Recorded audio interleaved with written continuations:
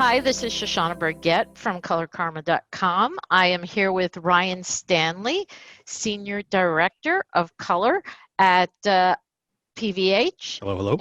And one of his cohorts, Nikki, it's Heiza, correct? Yes, it is. Yay.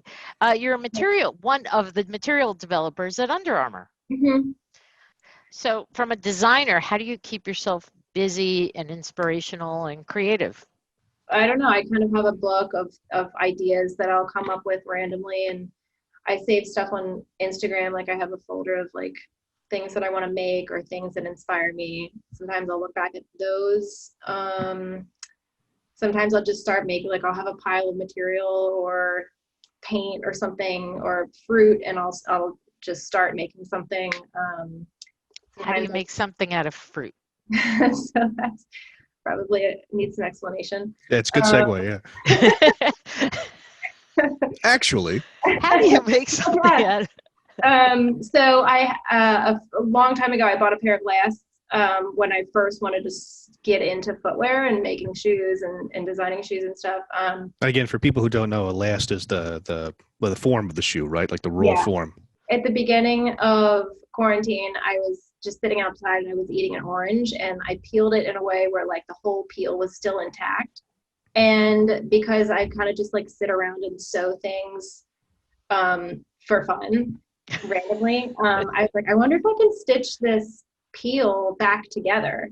And so I just sat there with like the orange peel and a needle and thread and like sewed the peel back together. And then before that, I stuffed it with pebbles. So when I knew it was going to shrink, so it would shrink around the rocks and like stay that shape. And so I'm like, okay, there's something to this. So then I'm like, obviously I want to make a shoe out of orange peels. And this this probably sounds completely crazy to other people who are normal, but so I took my last and I made a pattern. I went to the store and bought like a handful of fruit, and it was hard to make a pattern out of like a sphere, because your paper pattern obviously is going to be flat, but then it's going to go back onto a three-dimensional form like a foot or a last. And so it took some trial and error, but it only took me 4-ish hours to make a shoe out of orange peels. Very Tim Burton.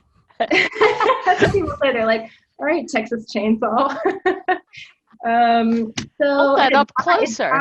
It didn't rot or anything, and then it did shrink. So I had to, gets crazier. So I had to take all the stitching out to take it off of the last and then put it back together in its like smaller form. I think that's crazy. It kept its color though. Yeah. So it used to be a lot brighter. But so one of the things that drew me, I guess, to like picking whatever citrus from the produce section was like the bright variations of oranges. I did also get some limes and lemons, and I got a grapefruit. So it's a Frankenstein shoe. It's not just an orange. Frankenfruit. Frankenfruit, yeah. So one of the things that I kind of look for when I want to make something or design something is like a crazy color or like a crazy material or something, because I don't like boring stuff. Was it the color or the material that drew you kind of both? Kind of both. Yeah. So why bright colors? Curiously. Yeah. I just think that like sometimes a lot of like athletic shoes are kind of like made for the masses and like a very wearable color, like obviously black. I mean, nothing against, obviously like usually everything I wear is black, but I just like bright colors. I mean, they're happy, like they're exciting, they're not boring. I also like pairing a crazy neon color with like a neutral.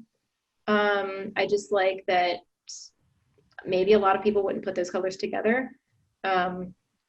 Curiously, what do different colors like mean to you? So like you as a designer being creative yourself are drawn to bright colors, but like do you tell like a story in your head when you're putting certain colors together? Like if you took a brown and a yellow and a green, like do you immediately picture something in your head, or like it's just colors at that point? It's just sort of like paint on a palette.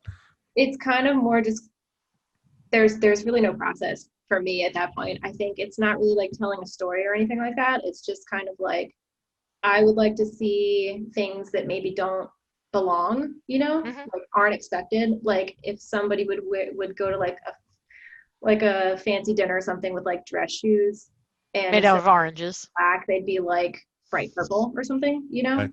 because like just do So you're something. looking for a hint of flair. Yeah, E- definitely. So in New York, we all wear black or gray, but it's nice to wear a bright color under your black jacket or your black, Like a little pop. yoga pants, something to Yeah, make it pop, even if yeah. it's an accessory or something.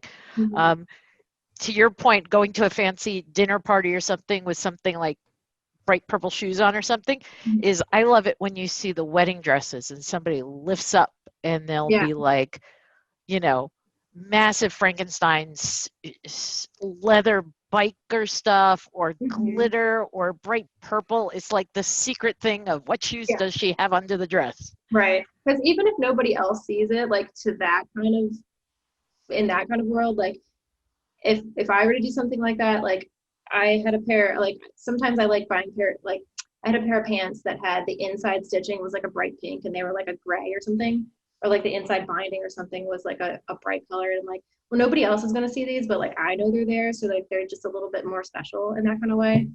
Um, so yeah, If I you think had to it's gauge, if you had to gauge, like when you're being just creative on your own, not paying attention to anything else, what plays more of a factor in you putting something together, like the material or the color or just divine inspiration kind of a thing?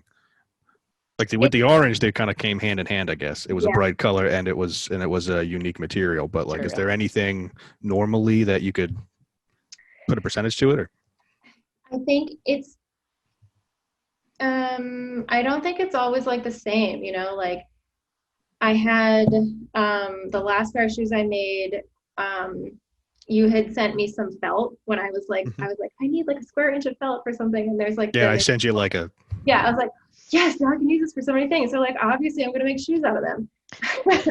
And so I made a pair of shoes. It's just kind of like whatever I have lying around. Like Mhm. if I'm making something at home, like at work, I have the whole material library to look at. Mhm. Right. And so it's just kind of like the setting. Like everything is just kind of whatever I have to work with. What you have, mood. Yeah, whatever mood I'm in. Mhm. It's kind of more organic for me, Yeah. which I think like is the fun in it. So the last pair of shoes I made was out of felt, rope, and like plumbing caulk, which I mixed with paint. I should is that probably what you use to bind it, or no, I just kind of like slapped it on top of the felt. And I like made the spackle? yeah, kind of. Very much. Yeah. So You don't What are just make some of the shoes too, though, right? You made a hat one time out of felt or two, right? I tried to make a hat out of roving, which is for people that don't know, it's like felt before it's felt. It's just kind of Mhm. like the loose hair, the fibers. Um, so I tried to wet felt that. I made a hat form out of floral foam, and so that it didn't like come out very good, so I threw it away. But It was like a bright blue or turquoise too, it right? was, yeah, Yeah. and it would have been cool, but it was I was just kind of like playing around and like seeing what worked and trying to learn from it. So but then I have some other these hats. They're just like hats that I got from thrift stores or whatever. And I did like embroidery or paint or whatever on them. There's some cool patches that I put on them. So everything's kind What of different, which keeps it exciting.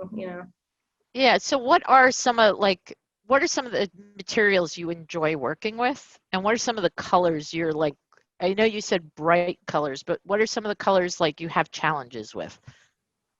Some of the colors I have challenges with. Yeah. I think some colors like speak to me more than other colors. So like if it's I don't know I mean I like drab green in a lot of things just because a lot of things I wear are like olive green or whatever. But if it's like a drab purple or something like a plum or like a burgundy or something, Hmm. it's just kind of like meh. So I think like I have challenges with colors that are just kind of like not that great. If it's like a warm pink, like Mhm. almost a hot pink, but like not quite there, you know, I'm like, oh, this could be like cooler. It's getting close, but not there. Yeah. Or if it's like a gray that's maybe like, I don't know, a cooler gray compared to like a warmer gray or something. But it also, I don't know, it really just depends, I think, what else you're pairing it with, you know? Mhm. So I don't Speaking know. of light, you know, with the red casted light coming in, do you Yeah. find yourself, you know, color can appear differently depending upon the illuminance that you're under, the time of day, all that good stuff. Do you find yourself drawn towards different colors at different times of the day, or does the time of day directly affect your creativity, or no? No, I don't know. I haven't really thought about it in that way. It might now, so thanks for Yeah. that. There you Well, go. Does everything get an orange cast now? It does now, yeah. Yeah, no, I don't really know if time of day. I think maybe like in the evenings and like night, I'm kind of more like sometimes more creative just because I'm like, all right, I'm done with work for the day. Like now I can do my own thing. Um, Different lighting. I don't know. I haven't really had like too many things come up with that just because I'm like, all right, well, here it is. Like this is what it's gonna be, you know? are there like, so at Under Armour, you probably have to work a certain way, or there are like, you know, particular guidelines or material libraries or color libraries you have to deal with. Do you find Dude, are you yourself? doing the interview or are we I'm sorry, I'm doing just asking it? questions. That's the second. That's what we're Curious. doing next. Well, but the creative part, do you find yourself wanting to steer away from the work part and do things differently than what you have to do at work? Oh, of course. There's work life I and mean, personal life. yeah, at work, there's like a set material palette that we're working on now. Like there's one for every season, and then there's a foundational palette, obviously. And it's anything that goes on a palette, like kind of has to be like, you could use it for this category or that category, or on a men's shoe or a woman's shoe or maybe a kid's shoe. So the scale, like for instance, like a spacer mesh or something, the holes in it, like the scale of the material structure sometimes is, I think, maybe too small, but it's more like wearable. And I'm just like, make it bigger, like go crazy, you know? Like I say all the time, like, oh, I wish this was like, you know, a bigger scale. And people are like, oh, well, maybe it couldn't work on every shoe and like every style or like every component or something. So, It's conforming to the masses. yeah. That's cool that it might drive your creativity, though. Like it's the Yeah. flip side of the coin, right? Like you have, Yeah. to Shoshanna's point, you have your, you know, work life and personal life, right? Mhm. When you get home, you can sort of throw all those things off and put a shoe together made out of oranges. Nikki, thank you so much for joining us. You're welcome. It was my pleasure.